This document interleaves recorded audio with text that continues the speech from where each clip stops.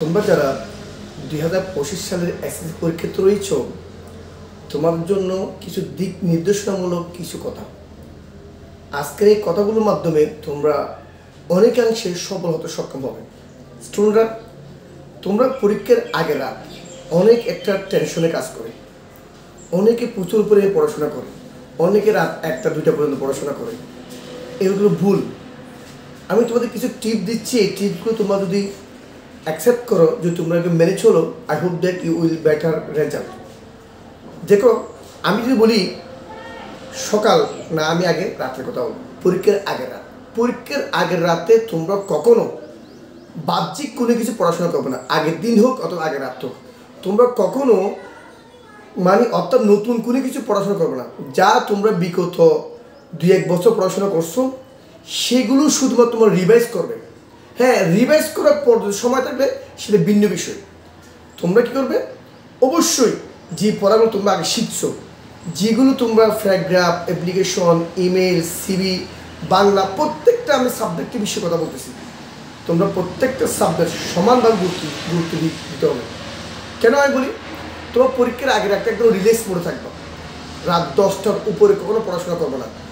একটা কথা মনে রাখবা, 10টার মধ্যে তোমার সম্পূর্ণ কাজ শেষ করতে হবে। তো একটা কথা মনে রাখবা, তুমি যখন সকালে পরীক্ষা দিয়ে যাবে, তার আগের রাতে তোমার যে ফাইলটা রয়েছে, যে একটা সাদা ফাইল, এফিট আর ওফিট দুটোই দেখা যায় মতো, একটা সাদা ফাইল, সেখানে তোমার স্কেল থাকবে, রাবার থাকবে, পেন্সিল থাকবে, 3-4টা কলম থাকবে। যে কলমগুলো নতুন না পুরাতন, 2 দিন ব্যবহার করছো এরকম, কারণ নতুনগুলো ভালো করে দেখা যায় না, সারা তোমার নাম্বার কম দেবে। এই জন্য যে লেখাগুলো বোঝা যায়, তোমরা কলমগুলো কি আগে ব্যবহার করবে, ব্যবহার করার পরে কলমগুলো কি ফাইলের ভিতরে রাখবে। এরপর আমরা যে কাজটা করবো সেটা হলো, পরীক্ষার আগে রাতে তোমরা একদম রিল্যাক্স করে থাকবে, কোনো টেনশন নিবে না। একটা কথা বলি, অনেক স্টুডেন্ট কী করে জানো, ওই মোবাইল করে, ফোন করে, যে এগুলো আসছে, এগুলো আসলে মাথা ব্যথা। ওই দিক দিয়ে তোমার দেওয়ার দরকার নেই। তুমি শুধু ওইটা মাথা রাখবা, যেগুলো তুমি আগে রিভাইজ দিছো, এর বাইরে কিন্তু পরীক্ষা থাকবে না। ওইগুলো বারবার পড়াশোনা করবে, আর হাতের লেখা স্পষ্ট করার চিন্তা করবে, স্পষ্ট যাতে হয় হাতের লেখাটা। কারণ স্যাররা যারা খাতা কাটবে, এগুলো তোমাদের স্পষ্ট না হয়, স্যাররা তোমার নাম্বার দিবে। সো তুমি লেখার সময় একটা পেজের মধ্যে তুমি 12-13-14 মধ্যে লিখবে, ফাঁক করে লিখবে, স্পষ্ট হওয়ার মতো। আর লেখার সাইজ সবগুলো একই হবে, কোনোটা ছোটো কোনোটা বড়। ওইভাবে যদি হয়, তা তুমি কখনো ভালো নাম্বার পাবে না। এইটা মাথা রাখবা।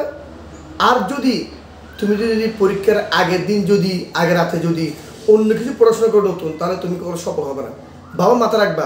আর পরীক্ষা যদি বন্ধ হয়, পরীক্ষার পদ্ধতি যদি বন্ধ থাকে, তুমি মিনিমাম 10 থেকে 11 থেকে 12 ঘন্টা পড়াশোনা করবে।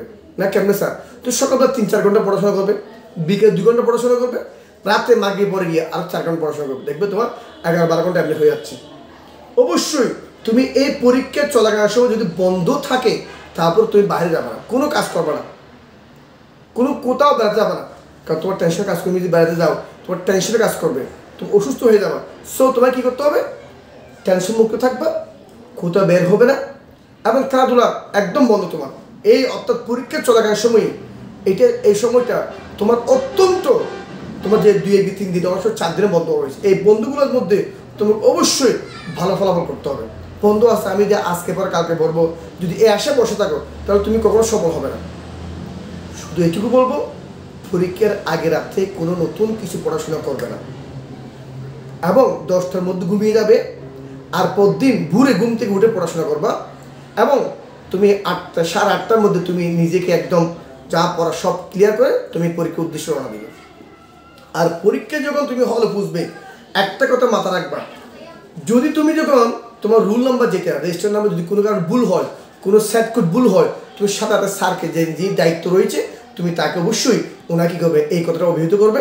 তাও তোমাকে স্যার একটা সুন্দর পরামর্শ দিবে, ভুল হলে সেটা সংশোধন করে দেবে। নিজে কোনো কাটাছেড়া কী করা যাবে না, এটা মাথা রাখবা। 3 নম্বর যে পয়েন্ট অত্যন্ত ইম্পর্টেন্ট, যদি কখনো সেট কোড ভুল হয়ে যায়, অবশ্যই স্যারকে ইনফর্ম করো। কারণ তোমার একটা সেট কোডের কারণে, নৈর্বৃত্তির কারণে তুমি পরীক্ষায় সম্পূর্ণ তোমার সব ভুল হয়ে যাবে।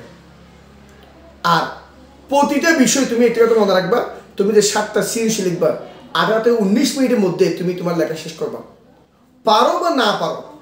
আর জ্ঞানমূলক প্রশ্ন কথা বলি, জ্ঞানমূলক প্রশ্নগুলো তুমি কী করতে জানো, কখনো ভুল করবে না, কারণ জ্ঞানমূলক প্রশ্ন হলো নৈর্বৃত্তিকের মতো। যদি জ্ঞানমূলক ভুল হয়ে যায়, স্যাররা মনে করবে কি তুমি ভিতরে যেগুলো লিখছো এগুলো ভুল। সো তুমি যদি জ্ঞানমূলক প্রশ্ন তোমার কোনো প্রবলেম হয়ে থাকে, যদি তুমি কারেক্টলি আনসার করতে না পারো, এটা গ্যাপ রাখো। আর বাকি যে প্রশ্নগুলো আছে সবগুলো তোমাকে লিখতে হবে। 7টা অবশ্যই তোমাকে প্রশ্ন উত্তর করতে হবে। মাথা রাখবা, তুমি শুধু লিখবা এটা না, গড়ে নিয়ে যাবা, গড়ির সময় দেখবা টাইম শেষ, তোমার 58 শেষ, তুমি করবা, এরপরে তুমি প্রশ্ন আরেকটা চলে যাবে। 7টা প্রশ্ন অবশ্যই তুমি লিখতে পারো। তোমাকে টাস্ক করতে হবে, শুধু টাস্ক করলে হবে না, প্রত্যেকটা প্রশ্ন পরিপূর্ণ তোমাকে লেখার সক্ষমতা তোমার হাতে থাকতে হবে, আর লেখা স্পিড থাকতে হবে। আবার স্পিডলি লিখে এমন কোনো কাজ করবে যেটা সারা না বুঝে। এটা লিখতেছ, পরীক্ষাটা কিন্তু মুখের বিষয় না, লেখার বিষয়। লেখা তোমার স্পষ্ট থাকে, তুমি অবশ্যই একটি ভালো নম্বর পাবে। সো আমি তোমাদের একটি কথা বলবো, আমি যে কথাগুলো বলছি সেগুলো যদি তোমরা যদি করতে পারো, 10 থেকে 11 ঘন্টা যদি বন্ধের দিন পড়তে পারো, এবং পরীক্ষার আগে রাতে 10টার মধ্যে তোমাকে সব শেষ করে তুমি 10:30টার মধ্যে ঘুমিয়ে যাবে, ওই দিন ভোরবেলা উঠে পড়াশোনা করবে।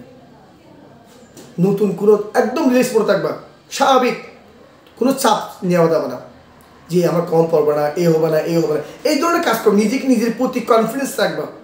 যদি তুমি নিজেকে বিশ্বাস করো, তুমি অবশ্যই সফল হবে। আর সফল হওয়ার জন্য তোমাকে প্রত্যেকটা প্রশ্নের উত্তর তোমাকে অবশ্যই দিতে হবে।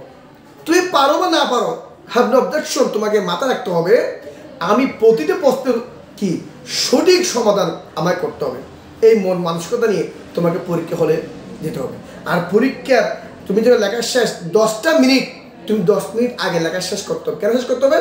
লেখা শেষ হওয়ার পরে তোমাকে রিভাইজ দিতে হবে।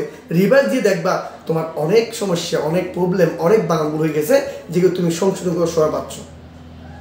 মাথা রাখো, 10 মিনিট আগে কিন্তু তোমাকে শেষ করতে হবে লেখাটা। কম লিখো, সমস্যা নেই, কম লিখে তোমার সব আনসার করতে হবে, এটা মাথা রাখবে।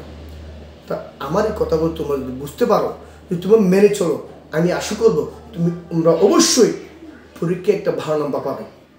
এই আশা ব্যক্ত করে তোমাদের সফলতা কামনা করে আজকের মতো আমি দিচ্ছি। আল্লাহ হাফেজ।